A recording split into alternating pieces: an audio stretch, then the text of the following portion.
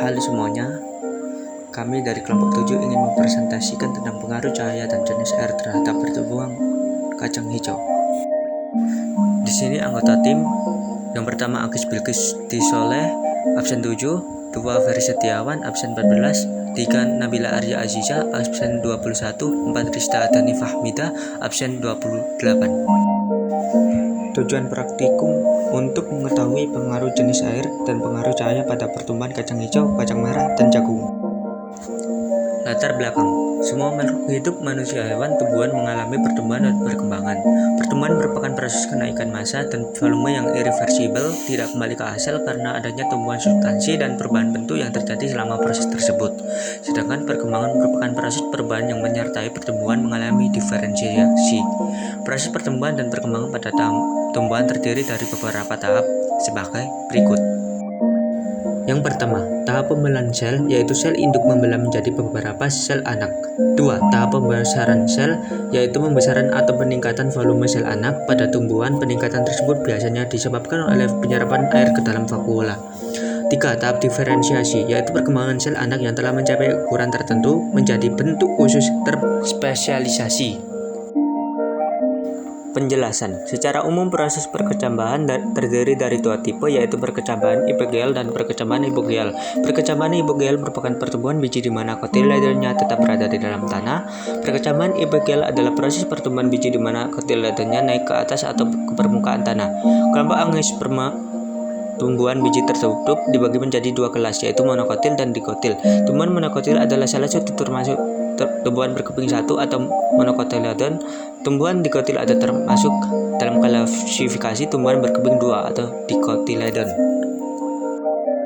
Alat dan bahan yaitu biji kacang hijau, biji kacang merah, jagung, kapas, air biasa, air berambang, wadah, aqua gelas, pengaris, dan spidol.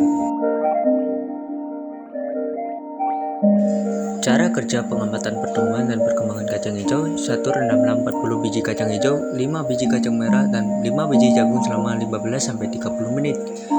2. Siapkan 2 gelas plastik yang di dalamnya telah berisi kapas yang telah dibasahi air biasa dan 2 gelas plastik dengan kapas yang telah dibasahi rendaman air bawang merah. 3. Letakkan 10 biji kacang hijau pada masing-masing gelas tersebut. 4. Berilah label keterangan pada masing-masing gelas. 5. Letakkan masing-masing 1 gelas plastik yang telah dibasahi air biasa dan rendaman air bawang merah pada tempat yang terang dan tempat yang gelap. 6. Bila biji kacang hijau telah tumbuh, tandailah dengan tinta permanen. Ukurlah panjang batang dari permukaan tanah hingga ujung batang. 7. Lakukan pengukuran tersebut setiap hari selama 7 hari. 8. Tulislah hasil pengamatanmu dalam tabel. 9. Hitunglah rata-rata panjang tumbuhan per hari. 10. Buatlah grafik pertumbuhan rata-rata kacang hijau. 11. Dokumentasikan setiap tahapan yang kamu kerjakan. 12. Setelah laporan praktikummu selesai, buatlah presentasimu dalam bentuk PPT atau rekam video atau poster atau infografis atau media lainnya. Pengamatan perkecambahan epigeal dan hipogeal. 1. Siapkan 2 gelas plastik berisi tanah yang masing-masing disiram air biasa dan air rendaman bawang merah. 2. Letakkan 1 biji jagung dan 1 biji kacang merah yang telah direndam pada masing-masing gelas plastik. 3. Amatilah tipe perkecambahannya. Dokumentasikan dan jelaskan tipe perkecambahannya. Pengamatan bagian-bagian biji monokotil dan dikotil. 1. Siapkan biji jagung dan biji kacang merah. 2. Belahlah menjadi 2, amatilah bagian-bagiannya. 3. Gambarlah pengamatanmu dan berilah keterangan pada masing-masing bagiannya. 4. Dokumentasikan setiap tahapan yang kamu kerjakan. Perbandingan: biji kacang hijau yang dipakai air biasa dan ditaruh di tempat terang akan tumbuh dengan baik karena air biasa sudah mencukupi kebutuhan nutrisi dan cahaya matahari membantu dalam proses fotosintesis. Biji kacang hijau yang dipakai air berambang akan ditaruh di tempat gelap akan tumbuh dengan buruk atau bahkan tidak tumbuh sama sekali karena air berambang mengandung kadar garam yang tinggi. Di tempat gelap tidak memberikan cahaya yang dibutuhkan untuk fotosintesis. Analisis hasil pengamatan. 1. Bagaimana bentuk grafik pertumbuhan kacang hijau pada masing-masing gelas? Bisa kita lihat pada grafik ini, kacang hijau di area gelap lebih cepat tumbuhnya daripada Kecambah kacang hijau di area terang. 2. Bandingkan pertumbuhan pada tempat gelap dan terang. Bagaimana hasilnya? Jelaskan hasil. Pertumbuhan pada area gelap lebih cepat dibandingkan pertumbuhan pada area terang. Hal ini dikarenakan jika kacang hijau tidak terkena cahaya matahari akan tumbuh secara cepat dan akan tetapi daunnya berwarna kuning pucat.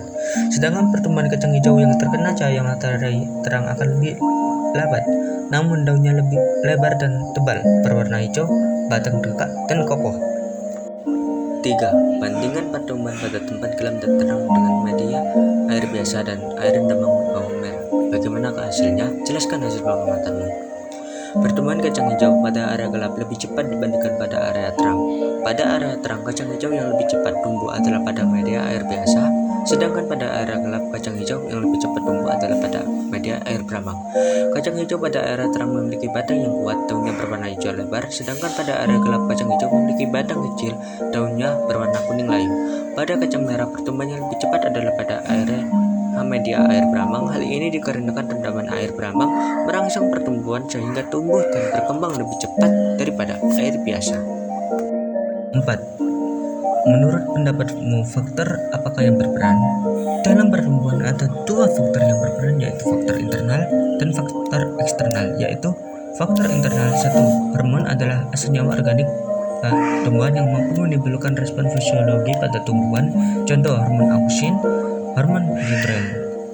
Yang selanjutnya yaitu faktor eksternal. 1. Suhu atau temperatur. 2. Cahaya matahari. 5. Proses pertumbuhan yang teramati pada percobaan termasuk pertumbuhan primer atau pertumbuhan sekunder. Jelaskan. Berdasarkan pada hasil pengamatan, kacang hijau dan kacang merah mengalami pertumbuhan secara primer.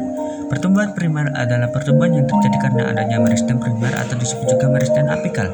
Pertumbuhan ini disebabkan oleh kegiatan titik tumbuh primer yang terdapat pada ujung akar dan ujung batang dimulai sejak tumbuhan masih berupa embrio. Jaringan meristem ini terletak pada ujung batang dan ujung akar. Pertumbuhan primer membuat akar dan batang tumbuhan bertambah panjang. 6. Penjelasan tema pilihan boleh ditunjang literatur dari sumber lain. Bagian struktur pada dikotil dibagi menjadi dua, yaitu yang pertama ada bagian luar, ada kulit biji, sedangkan pada bagian dalam ada dua bagian, yaitu embrio dan kotiledon. Pada embrio terdapat 4 bagian, yaitu radikula, merupakan calon akar pada embrio yang terletak di ujung hipokotil. Plumula merupakan calon daun pada embrio yang terletak di ujung epikotil. Hipokotil merupakan bagian embrio yang terletak di bawah poros embrio. Epikotil merupakan bagian embrio yang terletak di atas poros embrio.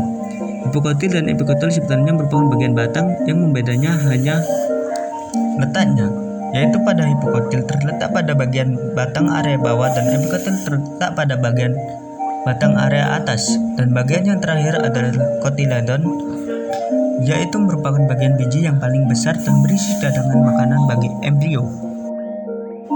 Kesimpulan, proses perkecambahan pada tumbuhan melibatkan tahap pembelahan sel induk menjadi beberapa sel anak, diikuti oleh tahap pembesaran sel anak karena penyerapan air ke dalam vakuola. Selanjutnya, sel anak mengalami tahap diferensiasi menjadi bentuk khusus atau terspesialisasi. Proses perkecambahan pada tumbuhan umumnya dapat dibedakan menjadi dua tipe, perkecambahan apigal dan perkecambahan hipogel. Perkecambahan hipogel melibatkan pertumbuhan biji dengan kotiledon tetap berada di dalam tanah, sedangkan perkecambahan hipogel melibatkan kotiledon yang naik ke atas atau ke permukaan tanah. Tumbuhan angiosperma, tumbuhan biji tertutup, terbagi menjadi dua kelas, yaitu monokotil dan dikotil. Tumbuhan monokotil memiliki satu kotiledon, sedangkan tumbuhan dikotil memiliki dua kotiledon. Jadi, proses perkecambahan pada tumbuhan melalui tahap pembelahan sel, pembesaran sel, dan tahap diferensiasi dapat dibedakan menjadi perkecambahan apigal dan hipogel dengan adanya klasifikasi tumbuhan angiosperma menjadi monokotil dan dikotil. Biji kacang hijau yang direndam dengan air berambang dan diletakkan di tempat gelap akan tumbuh buruk atau bahkan tidak tumbuh sama sekali karena kandungan garam tinggi dan kurangnya cahaya untuk fotosintesis. Sebaliknya, biji kacang hijau yang menggunakan air biasa dan ditempatkan di tempat terang akan tumbuh dengan baik karena mencukupi nutrisi dan mendapatkan cahaya matahari yang diperlukan untuk fotosintesis.